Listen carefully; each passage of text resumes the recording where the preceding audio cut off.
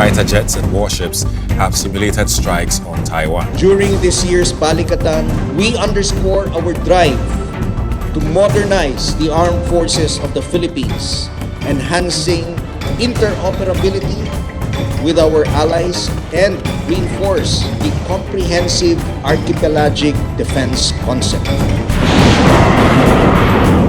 The Philippines will always make a stand, and will always stand for what is right. The external threat now has become more pronounced, more worrisome. President Ferdinand Marcos Jr., February 2025. We are thus gratified by our enduring alliance, our partnership and friendship with the United States, especially towards advancing our common agenda of peace and prosperity in the Indo-Pacific.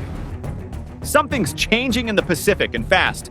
Not long ago, the Philippines was focused inward. Its soldiers chased insurgents in the jungles of Mindanao. Coast guards cracked down on pirates and smugglers in the southern seas. Disaster relief was the main mission. The North, quiet, peaceful, almost forgotten.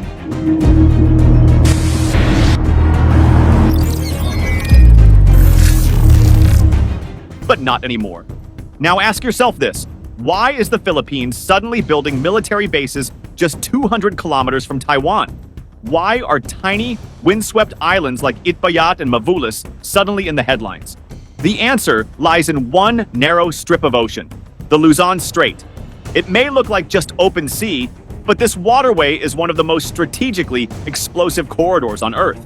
It connects the contested South China Sea to the wider Pacific. It's where Chinese submarines hide, US warships pass, and global trade flows. If conflict ever erupts over Taiwan, this is where the sparks will fly first. And who sits right at the choke point? The Philippines. For years, Manila tried to stay out of great power politics. It balanced ties with China and the US, kept its distance from Taiwan tensions, and hoped diplomacy would hold. But those hopes are fading fast. After Chinese missile tests in 2022 sent warheads flying near Japan, and Chinese warships began lurking near Philippine shores, something snapped. The Philippines is no longer watching from the sidelines. It's joining the game and raising the stakes. Today, US troops are back on Philippine soil. New EDCA sites are popping up in Cagayan, Isabela, and Batanes, all facing Taiwan. Joint drills like Balikatan now simulate Taiwan evacuation scenarios. Coast Guard stations in the north double as emergency supply hubs, and quietly military staging grounds. This isn't just about Taiwan. It's about protecting 150,000 Filipinos working there. It's about safeguarding trade routes, sovereignty, and survival. The Philippines now sees what's at risk, and it's not waiting for the storm to hit. Behind the headlines, a transformation is happening. A defensive nation is becoming a strategic actor. A quiet player is taking center stage. The Philippines is positioning itself not just as a buffer state, but as a frontline power in the first island chain, the last line of defense between peace and Pacific conflict. This is a high-stakes balancing act. Economic ties with China versus security with the US. A one-China policy versus quiet coordination with Taiwan. But Manila knows the cost of inaction. In today's Indo-Pacific, neutrality is not an option.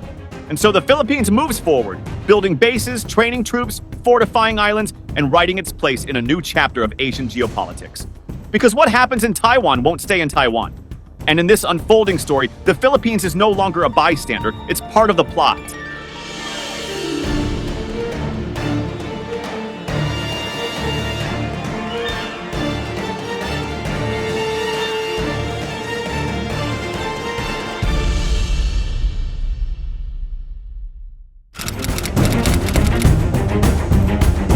The Philippines is quietly reshaping its defense strategy, and the world is starting to notice.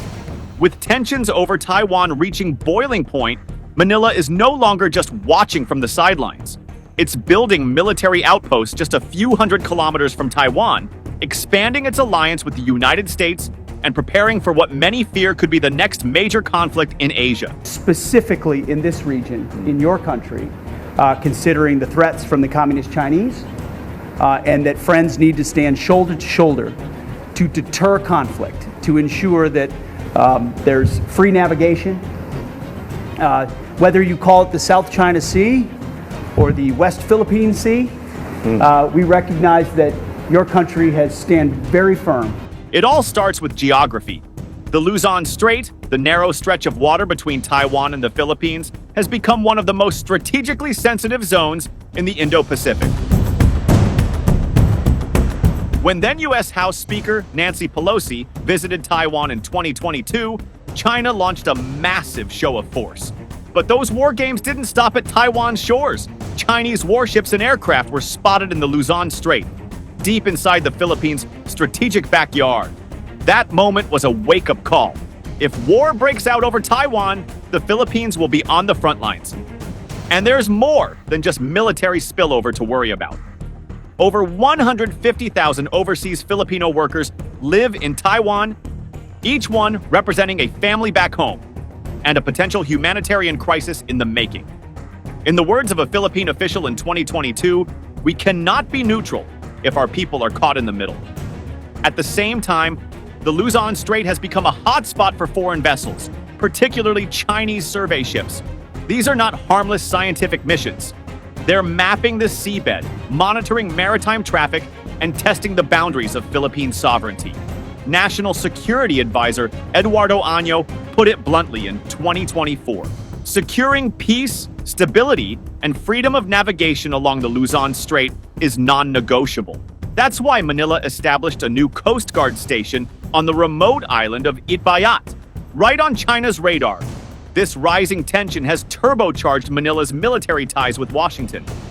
Under President Marcos Jr., the Enhanced Defense Cooperation Agreement, or EDCA, has roared back to life. What used to be a low-key partnership is now a high-stakes alliance. In the past year alone, the Philippines has nearly doubled the number of its military bases accessible to U.S. forces, from 5 to 9. And 3 of those new bases are located in northern Luzon, chosen precisely because they're close to Taiwan. Take Naval Base Camilo Ocias and Laulo Airport in Cagayan. They're both less than 400 kilometers from the Bashi Channel, a key passageway between Taiwan and the Philippines, often used by submarines and warships. Camp Melchor de la Cruz in Isabela adds even more strategic depth. These aren't just dots on a map, they're launch pads for joint military action should a Taiwan crisis erupt. That's exactly what the annual Balakatan military exercises are now preparing for. In April and May 2024, over 16,000 U.S. and Filipino troops trained together, not just in general drills, but in simulated Taiwan contingency operations. The new EDCA sites were used, and scenarios included air defense, logistics, and rapid deployment. President Marcos may insist that these bases are not for offensive use, but even he admitted they will prove to be useful for us should that terrible occurrence come about, meaning a Chinese invasion of Taiwan. But there's another layer to all this: disaster preparedness. The Philippines faces around 20 typhoons a year, plus regular earthquakes and volcanic eruptions. In the Philippines, they are reeling from the devastation of Super Typhoon Rai. A powerful earthquake in the Philippines has damaged houses and infrastructure. That's why many of these new military facilities are labeled as dual use, capable of storing humanitarian supplies, but equally able to hold military gear. The U.S.-Philippine facility on Itbayat, for example, is described as a weatherproof warehouse, but it's also built to support airlifts and evacuations, especially if thousands of OFWs need to be rescued from Taiwan. In fact, recent joint drills included a scenario for mass evacuation of Filipino migrant workers. This isn't just military coordination, it's life-saving preparation. According to China-US Focus, January 2025, humanitarian response has become a central justification for increased U.S. presence in the north, giving the Marcos administration political cover while reinforcing national defense. All of this takes place within the broader chessboard of Indo-Pacific geopolitics. Taiwan sits at the heart of the so-called First Island Chain, a natural wall of allied territory that prevents China's navy from projecting power freely into the Pacific. The Philippines is a critical link in that chain. If Taiwan falls, analysts say, the entire regional balance could collapse. A report by SLDinfo.com, June 2025, warned the loss of this central link, Taiwan, would fundamentally reshape regional security dynamics. Worse, China would effectively bracket the Philippines between the South China Sea and the Philippine Sea, turning it into a maritime sandwich between two Chinese-dominated zones. In that nightmare scenario, Manila loses control not just of its waters, but of its trade, its economy, and its future.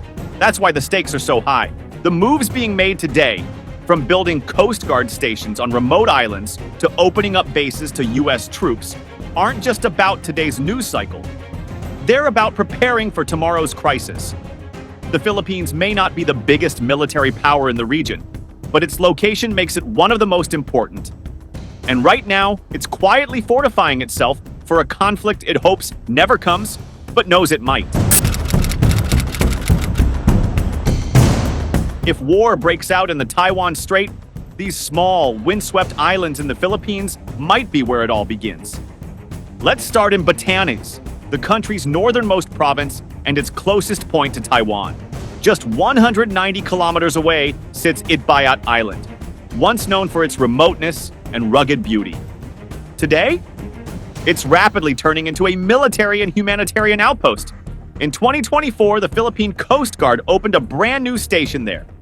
And just beside it, a joint U.S.-Philippine facility has been quietly constructed, officially stocked with emergency supplies, but analysts say it could easily double as a logistics hub in wartime. According to RAND February 2025, this dual-use model offers both disaster readiness and rapid deployment potential. But the real front line might be even closer. Travel further north, and you'll reach Mavalis Island, also known as Yami, just 143 kilometers from Taiwan. It's the tip of the spear, literally. What started as a fisherman's shelter has quietly evolved into a tiny naval outpost. Philippine military personnel are now stationed here year-round, complete with a helipad, radar, and surveillance facilities. Back in 2019, few paid attention when Al Jazeera reported the island's militarization. But in 2025, it's hard to ignore.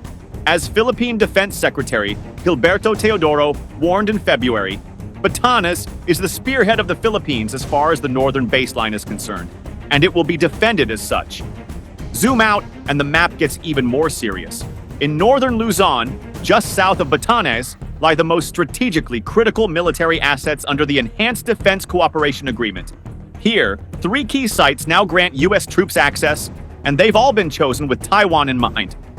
First is Naval Base Camilo Osayas in Santa Ana, Cagayan. Facing the Taiwan Strait directly, this base puts the U.S. Navy within easy striking distance of any unfolding conflict. Next, just inland, is Lalo Airport, a commercial facility that's been rapidly adapted for military use. During the massive Balikatan exercises in 2024, it was used to launch simulated air assault missions across the Luzon Strait into the northern islands. Exactly the kind of maneuver that would be needed in a real Taiwan crisis. Finally, there's Camp Melchor de la Cruz in Isabela, a seasoned military facility now upgraded to host U.S. forces under EDCA. All 3 bases are positioned within 400 kilometers of the Bashi Channel, one of the most critical maritime choke points in the world. Why does that matter? Because in a Taiwan conflict, the Bashi Channel will either be the bridge through which the U.S. and allies send reinforcements, or the chokehold through which China tries to cut Taiwan off from the world. According to FPRI, June 2023, control of the Bashi Channel could make or break any cross-strait military campaign. That's why the Philippines is acting now, not later. These facilities might look like simple outposts or upgraded airports, but in reality, they are chess pieces in a far larger geopolitical game. A game where timing, location, and access mean everything. And while the world watches Taiwan, it's the quiet moves on remote islands like Itbayat, Mavalis, and in northern Luzon that could ultimately decide who controls the future of the Pacific. As U.S. troops arrive in northern Luzon and new military bases rise in the shadow of Taiwan, Beijing is fuming. China sees this not as routine defense, but as an aggressive chess move aimed right at its doorstep. In Beijing's eyes, the Enhanced Defense Cooperation Agreement, EDK, isn't just a bilateral pact. It's part of a U.S.-led strategy to encircle and contain China. Chinese state media now accuses Washington of stoking the fire of regional instability. And every new military drill, every new facility near Taiwan's front yard only fuels that narrative. Yet just across the strait, Taiwan sees a completely different picture. Far from alarmed, Taiwanese officials are openly welcoming closer security ties with the Philippines. In a rare and direct message, Taiwan's Foreign Minister Joseph Wu said, "As long as there's a desire on the part of the Philippines, Taiwan will be there to work together, especially in Coast Guard cooperation." That kind of alignment is unprecedented and signals a quiet but growing security handshake between Manila and Taipei. But here's the diplomatic tightrope. The Philippines officially supports the One China policy. It doesn't recognize Taiwan as a sovereign state, at least on paper. And yet behind the scenes, the two are economic and cultural partners. In 2021 alone, Taiwan ranked as the 9th largest trade partner of the Philippines, with $2.5 billion in bilateral trade. And those unofficial ties are growing, especially in areas like tech, shipping, and labor. So how does Manila navigate this high-stakes balancing act? It's tricky. On one hand, it's deepening defense ties with the US and quietly aligning with Taiwan on key security issues. On the other, it must manage its political and economic relationship with Beijing, which remains a powerful trade partner and unpredictable actor in the South China Sea. Zoom out and the picture becomes even more complex. The Philippines isn't moving in isolation. It's part of a broader US strategy across the Indo-Pacific, spreading out forces across multiple islands and allies to make any potential Chinese invasion or retaliation far more difficult. From Japan's southern islands to Palau and the Philippines, this strategy creates a dispersed, hardened network meant to deter aggression without firing a shot. But as new bases rise, drills intensify, and alliances evolve, the region inches closer to a tipping point. Whether it's diplomacy, deterrence, or confrontation, everyone from Taipei to Tokyo to Manila now knows if Taiwan goes hot, the entire region will feel the burn. The Philippines is no longer sitting on the sidelines. A quiet but dramatic shift is underway. A new era of Philippine defense strategy that's more assertive, more forward-leaning, and undeniably more consequential. For decades, Manila's military focus was largely inward: counterinsurgency, disaster response, border patrol. But now, with Chinese warships shadowing the Luzon Strait and tensions over Taiwan rising fast, the Philippines is turning its gaze outward. It's not just defending territory anymore. It's defending its position in a rapidly evolving Indo-Pacific. The message is clear. What happens in Taiwan won't stay in Taiwan. The destinies of the Philippines and the Taiwan Strait are increasingly intertwined, linked by geography, trade, and strategic vulnerability. That's why Philippine bases are being reinforced in Batanes and Cagayan. That's why US troops are rotating through the archipelago. That's why exercises like Balikatan are preparing not just for typhoons, but for missile strikes, evacuations, and war contingencies. And this isn't a temporary pivot. The development of northern defense hubs, the enhanced interoperability with US forces, and the quiet but real coordination with Taiwan all point toward a long-term realignment. The Philippines is stepping up not just as a frontline state, but as a key player in the region's security architecture. Yes, this comes with risks, geopolitical friction, economic backlash, diplomatic balancing acts. But Manila seems ready. As the Indo-Pacific heats up, the Philippines is no longer just reacting, it's positioning. In this new strategic reality, neutrality is not an option. Whether by choice or necessity, the Philippines is writing itself into the front lines of history. Thank you for tuning into our channel. If you enjoyed the video, please remember to like, share it with your friends, and subscribe to our channel for more in-depth analysis of global issues.